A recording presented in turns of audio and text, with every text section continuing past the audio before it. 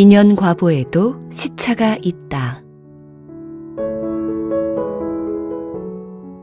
어느 날 한 제자가 부처님께 물었습니다.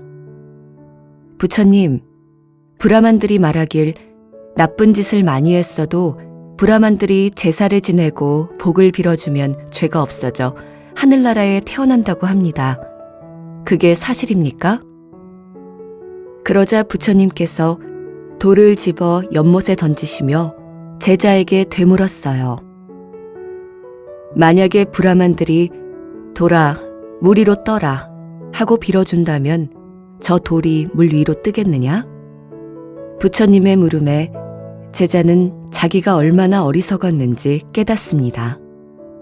무거운 돌이 물에 가라앉고 가벼운 기름이 물 위에 뜨듯이 나쁜 인연을 지으면 나쁜 과보가 일어나고 좋은 인연을 지으면 좋은 과보를 받게 되는 것은 자연의 원리이고 이치이지요.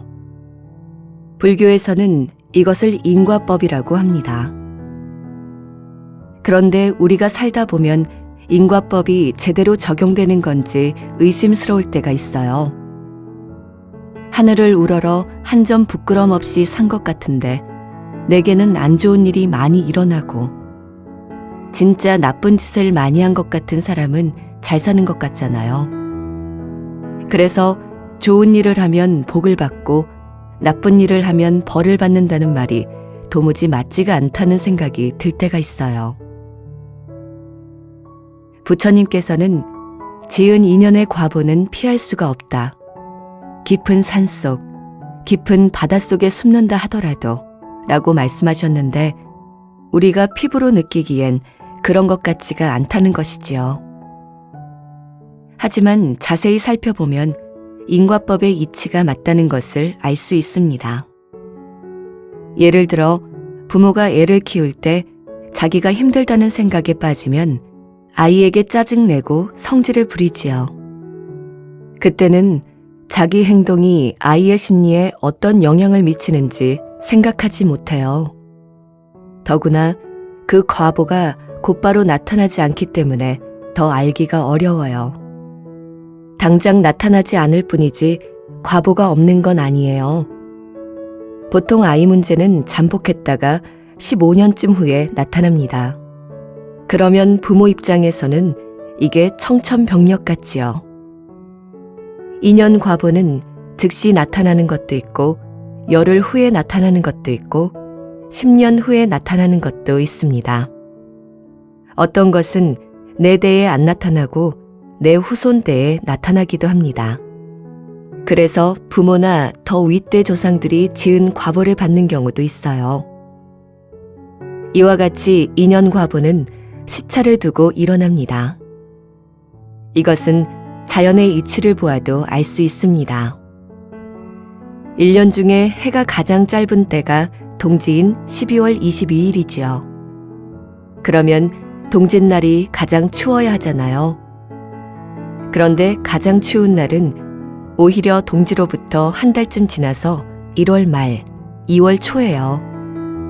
또 해가 가장 긴 하지는 6월 22일인데 실제로 가장 더운 날은 7월 말, 8월 초예요. 우리가 해가 가장 긴 날이 하지인데 왜 가장 안 덥냐? 해가 가장 짧은 날은 동지인데 왜 가장 안 춥지? 하고 의구심을 갖는데 그것은 지구가 더워지거나 식는데 시간이 걸리기 때문입니다. 이처럼 인연이 지어지고 과보를 받기까지 시차가 있습니다. 그래서 지금 좋은 일을 했는데도 나쁜 과보가 온다면 그것은 전에 나쁜 짓을 한 과보가 지금 오는 것이고 지금 좋은 일을 한 인연의 과보는 아직 올 때가 멀었다고 할 수 있습니다.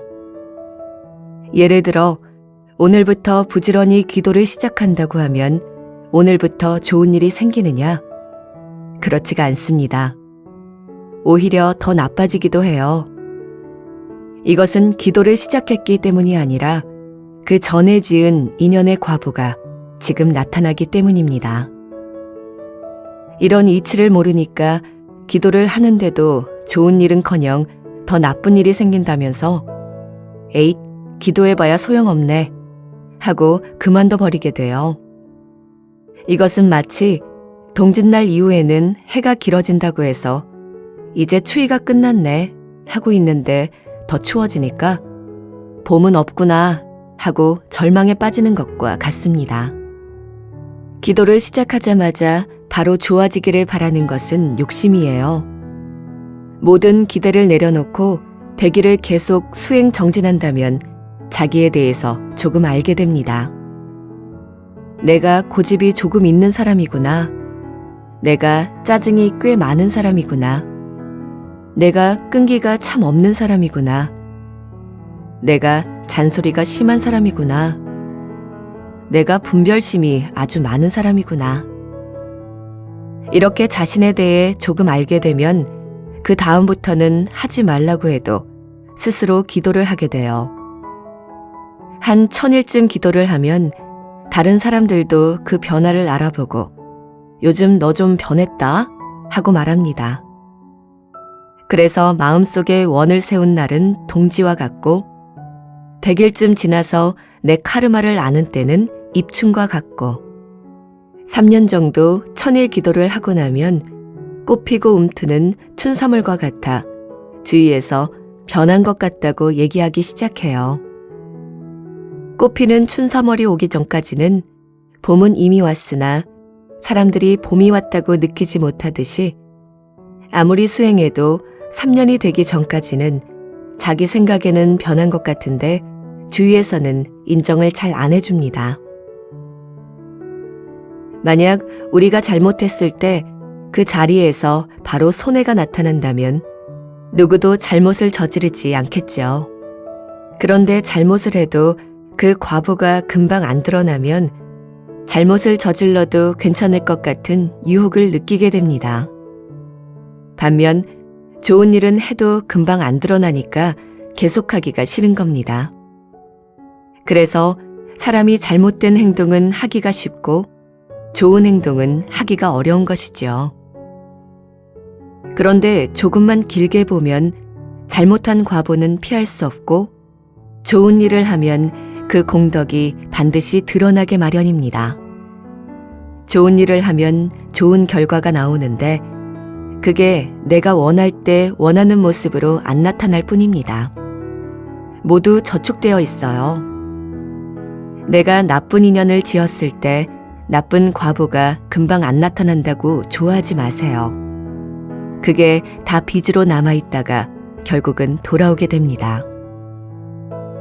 따라서 인연을 짓고 과보가 일어나는데 시차가 있다는 것을 알아서 좋은 일을 한다고 금방 좋은 일이 일어날 것이라고 기대하지 말고 어려움이 닥쳐도 내가 과거에 알게 모르게 지은 인연의 과보를 다 받아내야 되겠다고 다짐해야 합니다.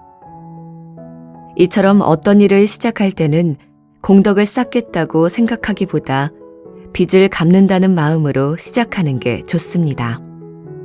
그러면 살다가 온갖 어려움이 닥쳐도 내가 빚을 많이 졌구나, 내가 지금 빚을 열심히 갚고 있구나 라는 생각에 어려움을 쉽게 넘어갈 수 있어요.